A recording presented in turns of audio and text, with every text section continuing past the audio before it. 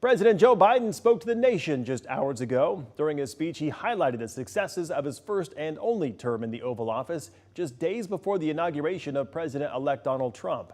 CBS's Natalie Brand reports from Washington.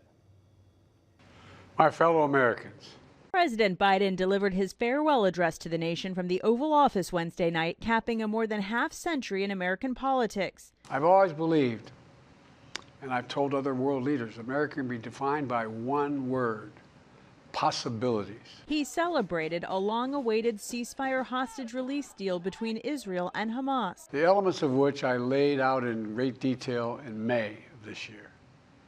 This plan was developed and negotiated by my team. President Biden didn't name President-elect Trump during his remarks, but warned about what he says gives him great concern. Today, an oligarchy is taking shape in America of extreme wealth, power, and influence that literally threatens our entire democracy, our basic rights and freedoms.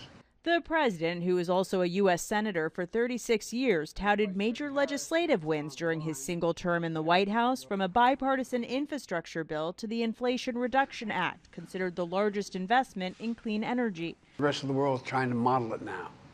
It's working, creating jobs and industries of the future. And a new law to expand benefits for veterans exposed to toxic hazards such as burn pits. Meeting our sacred obligation to over 1 million veterans so far who are exposed to toxic materials, and to their families, providing medical care and education benefits and more. President Biden leaves office with a 39% approval rating according to Gallup, but he maintains the nation is on better terms with allies around the world and will long reap benefits from historic investments at home. Natalie Brand, CBS News, Washington.